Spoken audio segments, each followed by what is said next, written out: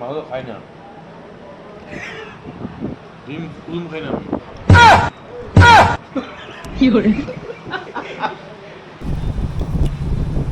বলে ধরে গেল, ধরে নাই ফুড ব্লগিং করছি না কিন্তু।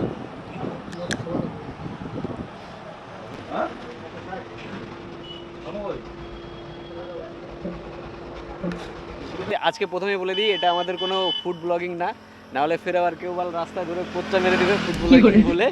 তো আজকে আমাদের হচ্ছে আমাদেরই বন্ধুদের মধ্যে একজন হচ্ছে দোকান করেছে, মানে বিরিয়ানি ফিরিয়ানি সব কিছু নাকি, আর তো ওটারই খাওয়া দাওয়ার প্ল্যান আছে।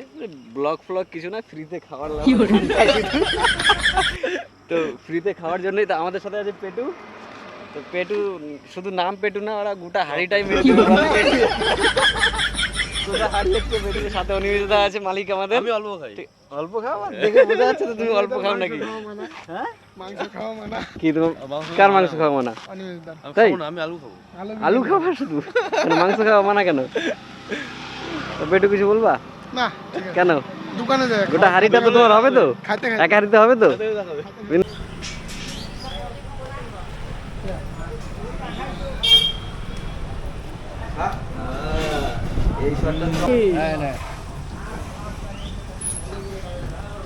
ঝরে পড়ে যাবে,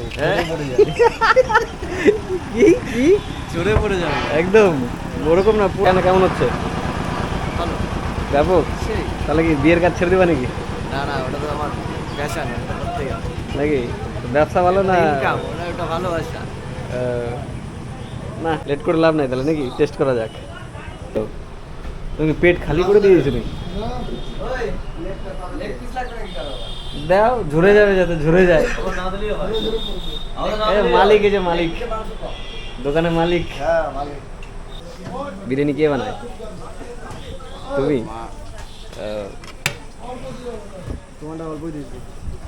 কোনটা পেটুর, কোনটা? দুটা পেটুর, একটা আমাদের দুজনের নাকি? দাও।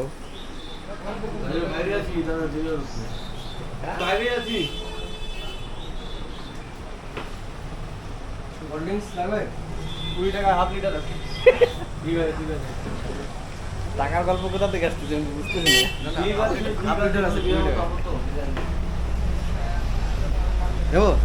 আমাকে কেন বলছো? যে মালিক, এই যে অনিমেষদা মালিক।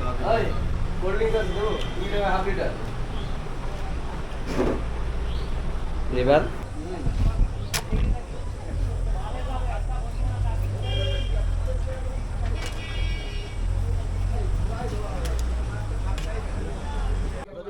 গাইস, খাওয়া দাওয়ার মধ্যে কোনো কথা হয়নি, কারণ বিরিয়ানিটা খুবই দারুণ ছিল, মানে খুব সুন্দর বানিয়েছিল। খেতে খেতে সব কিছু ভুলে গেছিলাম।